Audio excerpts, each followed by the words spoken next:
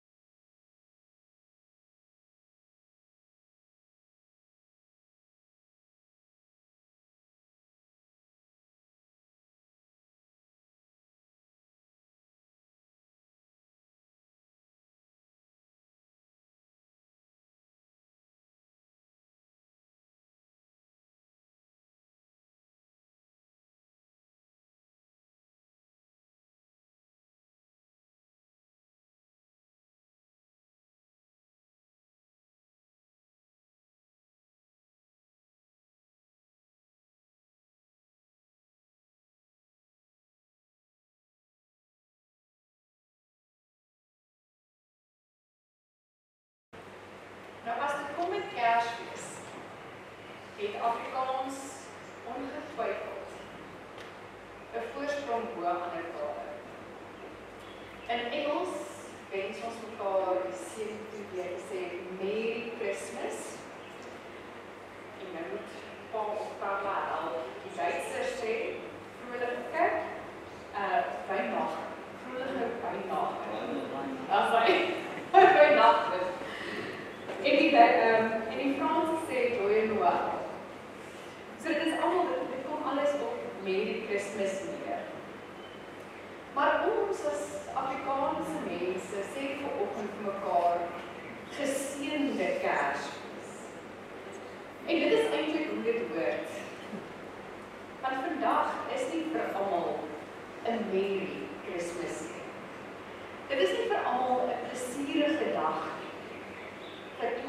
dalk siek is in die hospitaal, is dit allerminste lekker dag. Vir iemand wat pas sy werk verloor het, is dit dalk 'n baie donker, stresvolle dag. So almal voel nie die pret en die plesier van hierdie dag. Maar ons almal kan dus 'n geseënde Kersfees hê. Want die vreugde van Kersfees lê nie in ons omstandighede nie, maar in Christus wat gebore is. En dit is wat Lukas 2 vir ons wil sê. Christus se geboorte bring vrede, bring vreugde en bring verlossing vir almal. Nou die vroeë Kersfees nie noodwendig 'n vrolike feestyd gewees soos vandag nie, maar eerder 'n liturgiese fees gewees. Gelowiges het mekaar nie geluk gewens nie, maar hulle het mekaar geseën. En die fokus was God wat mens geword het, lig wat uit die duisternis kom en die hoop wat gebore word. So om te sê geseënde Kersfees was eintlik net 'n geloofsbelijdenis. Dit was nie net goed geweest, dit was 'n geloofsbelijdenis geweest om te sê geseënde Kersfees. Dan bely ons al hierdie dinge. En ons het verskil tussen geseënde Kersfees en 'n gelukkige Kersfees. Gelukkige Kersfees fokus op die gevoel en vreugde en viering, waar 'n geseënde Kersfees fokus op betekenis, op geloof en op God se werk. So in baie Christelike tradisies het dit dan ontstaan dat ons eers mekaar sê 'n geseënde Kersfees eerder as 'n gelukkige Kersfees. Want hierdie seisoen gaan nie oor geluk nie. Dit gaan oor God se genade. En ons mag maar 'n geseënde Kersfees vandag hê te midde van ons omstandighede. Ons kan 'n geseënde Kersfees hê want Jesus Christus kom in die konkrete stikkende aarde na ons toe. Lukas lokaliseer Jesus geboorte tot 'n spesifieke plek, 'n spesifieke tyd en tot spesifieke omstandighede. Jesus is gebore in die dae van keiser Augustus in Sidonius, in Bethlehem, in Judea. Hoewel ons nie weet waar in Bethlehem Jesus gebore is nie, sê Lukas dat Maria op 'n voerwag neergelê het. So Lukas noem die feite. Hy vertel nie 'n mooi storie van sneeu en met donkies langs die liewe Jesus in die stal nie. Hy verduidelik vir ons die konkrete feite van Jesus se geboorte. En al hierdie stories wat ons sien met mekaar vertel van die sneeu en die donkies nie, jy weet hierdie mooi verhaal is goed en wel, maar dit verplaas ons vir 'n oomblik in 'n droomwêreld. Maar dit is al. Lukas sê vir ons, Jesus is nie op 'n vreemde planeet waar alles goed gaan gebore nie. Jesus is nie gebore buite die tyd en die ruimte van ons wêreld, maar eerder, hy is in hierdie wêreld, in 'n spesifieke plek, in spesifieke omstandighede gebore, het hy na ons toe gekom. En dit is die evangelie. God kom na ons toe. Na hierdie stikkende wêreld waarin ons leef. Toe sonde en lyding na die wêreld toe gekom het, het die Here gesê, maar ek kom ook. God laat sy mense nie aan hulle self oor nie aan die wêreld oor nie aan hulle eie lot oor nie. Hy stuur sy seun uit die wêreld toe om vir ons 'n ewige lewe te gee. Om vreugde en verlossing in die geloof te bring. Sodat ons dit mag hê. En Lukas sê ons vandag is daar vir julle 'n verlosser gebore in vers 8. Ons kan die woorde vandag en vir julle onderstreep, want dit geld nog steeds. Dis nie die verre toekoms nie, dit het al reeds gebeur en dit geld nog steeds. Hy is nie die verlosser vir 'n paar van sy goeie vriende nie, maar hy is my verlosser. So ons kan 'n geseënde Kersfees hê. Want Christus het na ons toe gekom, sodat almal van ons wat vandag nog glo,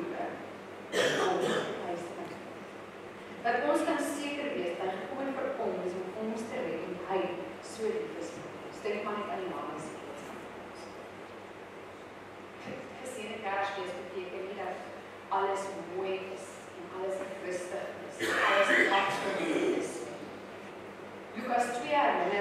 daaraan dat Jesus nie in 'n perfekte wêreld gebore is nie.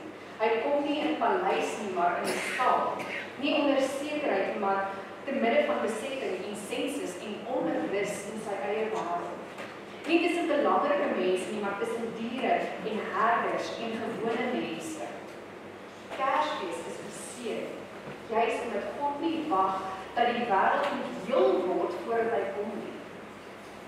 Hy kom in 'n stikkende, koue, armoedige en in vrees en in onsekerheid. Hy kom in 'n sulke tipe wêreld, die wêreld wat ons dikwels te goed ken.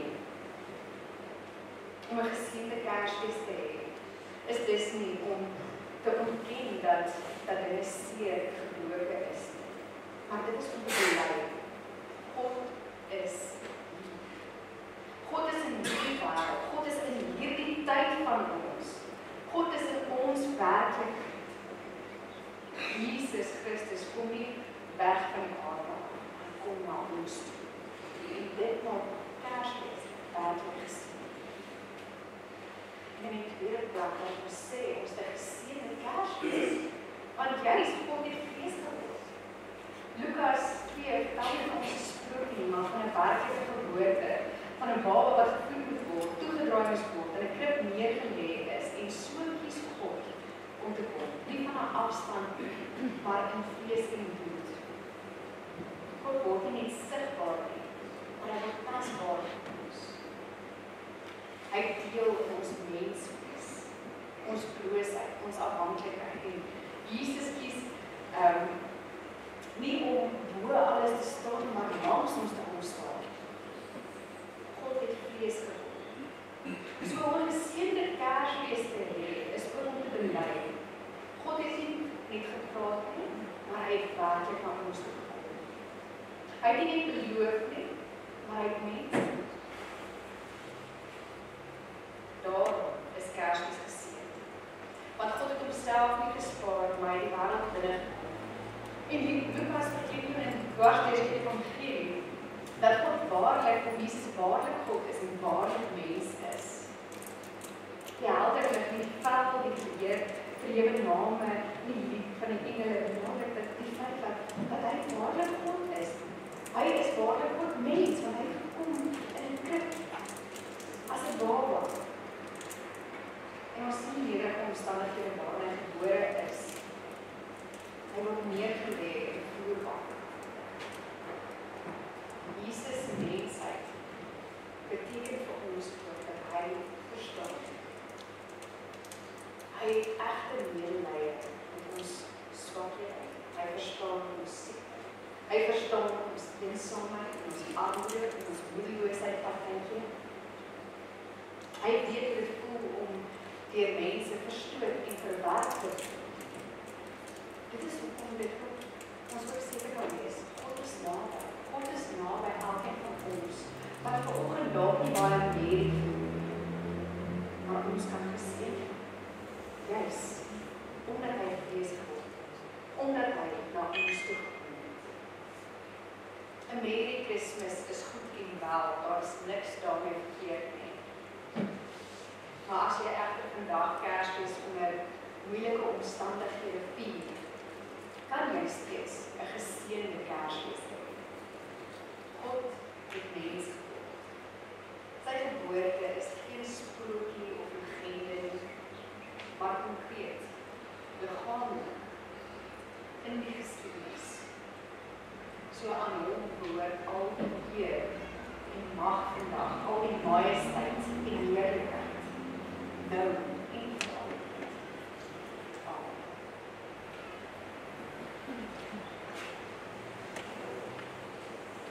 Vader, baie dankie dat ons ook in die belydenis van 'n geseënde Kersfees kan hê.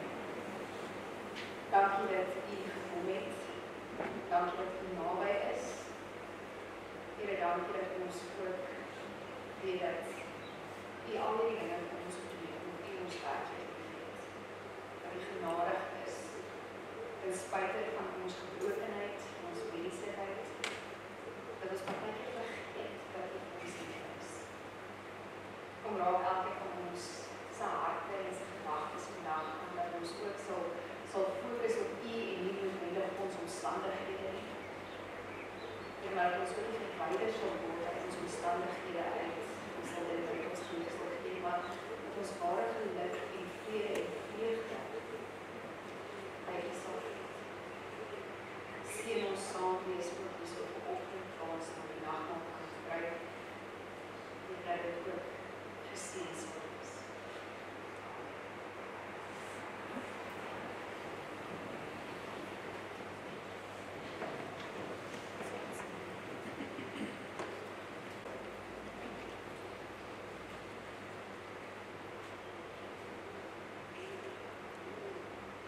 Here ons God, ons buig in stilte en verwondering voor U neer. Soos die herders daar die nag in Bethlehem. U het met mag en vertoon gekom nie, maar as kind toegedraai om die put. U het na die wêreld toe gekom, nie net tot konings en geleerdes nie, maar ook tot gewone mense soos ons. Dankie Here Jesus dat ons vandag by die tafel mag aansit, nie omdat ons goed genoeg is nie, maar omdat die genade groot genoeg is.